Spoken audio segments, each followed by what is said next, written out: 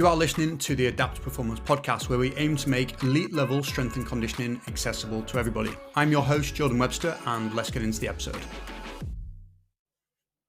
What is happening, guys? So welcome back to another episode.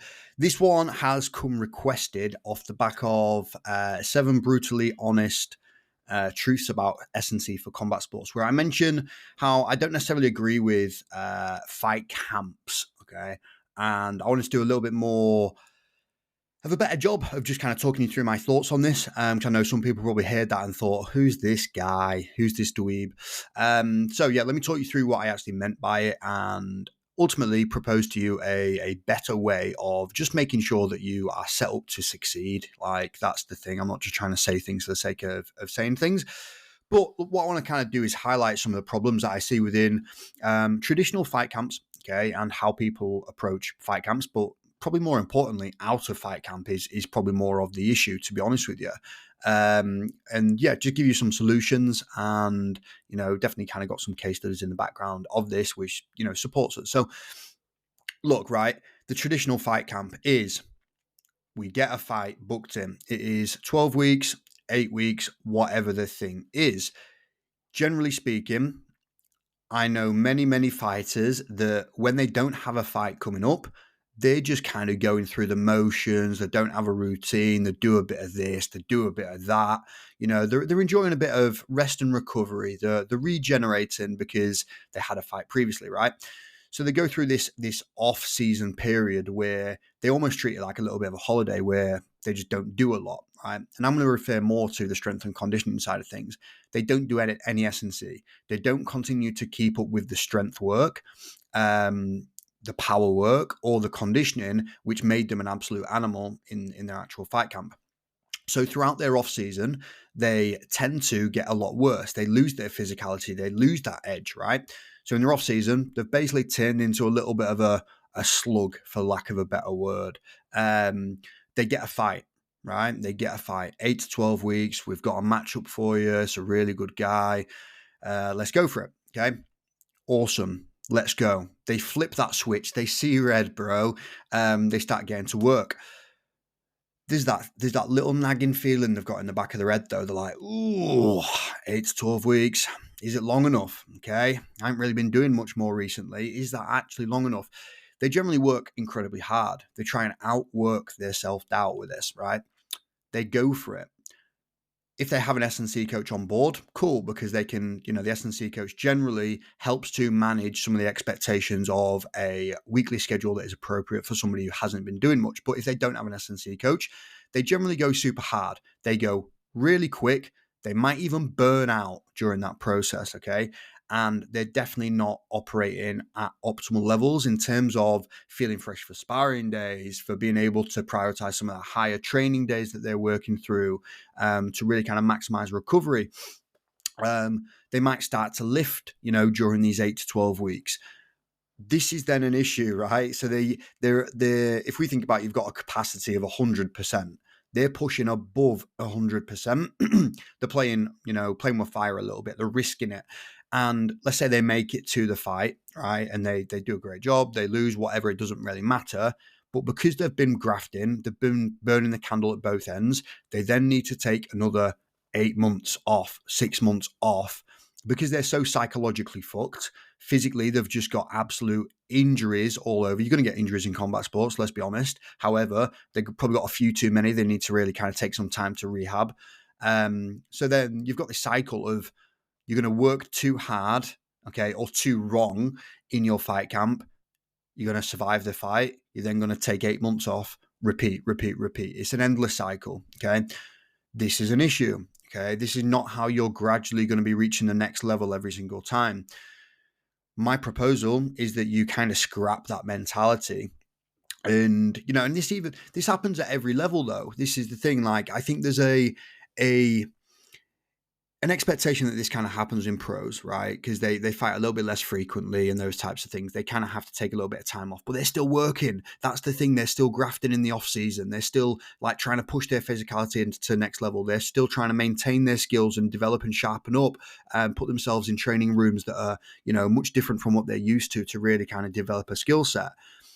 But what you need to make sure is your off season is used appropriately. That's the thing here. You don't want to just take time off, because when you take time off, you take 6 months off. It's then going to take you 4 months, 6 months to regain the previous quality of fitness and strength that you had before. That's an issue. So 2 sessions a week is what we ask all of our guys to commit to. 2 S&C sessions per week, year round. Have a bit of time off for Christmas, birthdays. Obviously, if you're fighting, there'll be a peak and a taper and stuff like that. But if you're just going to have too high, too low, too high, too low, which is not sustainable, which is probably why a lot of people do 2-3 fights and eventually fall off it. A better way is that you just get super regular fights that are frequent, that you don't have these long drawn out fight camps for, if you're truly trying to make it to a top level, because then you're just not going anywhere quick. Whereas if you just kind of smash them out, do it, make sure you're properly ready. But I just think that's a better way of going about it. Okay. The second thing is, look, fight camps very often become just about surviving than thriving. Okay. I've mentioned it a second ago, but like, it's a mismanaged training load, 2 up, 2 down. You just want your off season to keep you at a steady level, even if you literally just maintain your strength. But realistically, your off season is the time where you should be really pushing physical qualities hard. That's where you're going to make the biggest difference, because your skill training is going to be slightly reduced. You might not be on the mats as often or whatever. That's where you can really push those things. Because once you get into like your actual fight camp, skill training is going to ramp up. So your S&C in your fight camp should pull back a little bit, if honest. Like, it shouldn't all be pushing up at the same level. If you think about a DJ deck, right? If you push everything, every single, those little up and down, those swipe things, right? If you push them all up at the same time, the speaker's going to blow up, okay?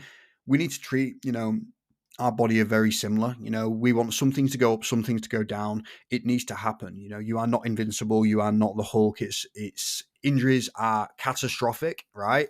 If they're bad. So you just need to make sure we avoid those at all costs. And the more you, really kind of push red all the time, that's an issue. So fight camp becomes about surviving rather than thriving. And realistically, off season, really kind of hammer your S&C stuff. As you get into your fight camp, you'll probably maintain that S&C stuff for a couple of weeks, maybe a month or 2. And then as you start getting closer to the fight night and your skill training really kind of it should really always take priority in a lot of cases. But as it really starts to ramp up and you're trying to sharpen things up a lot more, S&C will take a back seat. It will still be present because we want to maintain those qualities. That's the thing. We want to maintain them, but we're not trying to push it at the same time. It's a recipe for disaster, if I'm honest with you.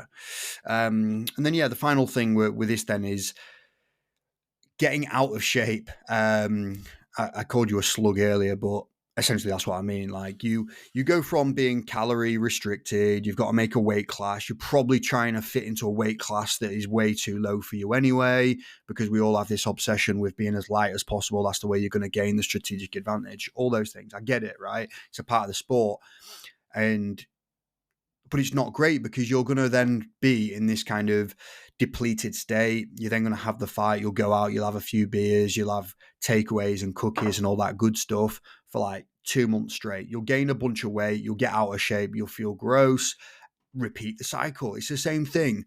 And it's just this feast or famine type of mentality. But what you don't want to do is get totally out of shape in your off season, because then when you get into your fight camp and you start at the 12 weeks or the 8 weeks, your fight camp becomes more of a fat camp, okay? So it's like you're not actually trying to maximally perform and think about performance and your skill set being the number one. You've also got this other big elephant in the room, which is the fact that your body fat's too high and you're way out of your weight class. So now you've got all these different stressors that are coming at you at the same time. So the people that do the best, in my opinion, are the ones that stay close to their weight class. They're relatively lean. They have a good body composition relative to them and what they can maintain. But we don't want your fight camps to become a fat camp. Okay, and that happens all the time. So, look, just wanted to give a little bit more clarity on that, because I knew it was potentially going to ruffle a few feathers or at least have some questions with it. But this is the thing, okay? Ultimately, we just do not want your off season to be wasted, because you're going to be sacrificing a good half of the year that you're then going to need to try and crawl out of that pit. And you're trying to crawl out of that pit alongside the pressures and the stress of leading into a fight, which is a mad thing in itself. That's it. Okay. That was my point. And look, it takes some time with the fighters that we work with to really ingrain it. I'm not just thinking that you're going to completely change, these deep-rooted beliefs, because I think it starts early on. It starts from the TV programs, like watching The Ultimate Fighter, and you watch like some of the greats talk about their training, even if it was 20, 30 years ago. But we've evolved a lot since then. Our knowledge of training, recovery, how we structure different physical adaptations, how we can merge together the best of sports science and the best of combat sports tradition to create a athlete that is safe, healthy, performs at the best, and can go out there and dance, right? So yeah, there's my points. You might agree with it, you might disagree with it, you might think certain points need a little bit more depth. But let me know. Like, drop me a message on this stuff. I get a lot of conversations started off the back of these podcasts, which is really cool. I enjoy doing them. They're definitely not the easiest things to do. You have to set up a camera. I have to try and look pretty. I have to get this nice little microphone out and all that. But hopefully some value in there, even if it just kind of sparks a little bit of a fire in you that thinks, you know what, I should just stay on it. I should have some non-negotiables in my off season, 2 S&C sessions, 3 skill sessions, as an absolute minimum, whatever that thing is for you. But yeah, beautiful. Hope you have a great day, guys, and I will chat to you soon. Okay, that is the end of today's episode, guys. Hopefully you enjoyed that. If you did, please do let us know and then share it with somebody who may find this episode interesting. Okay, see you next time. Cheers.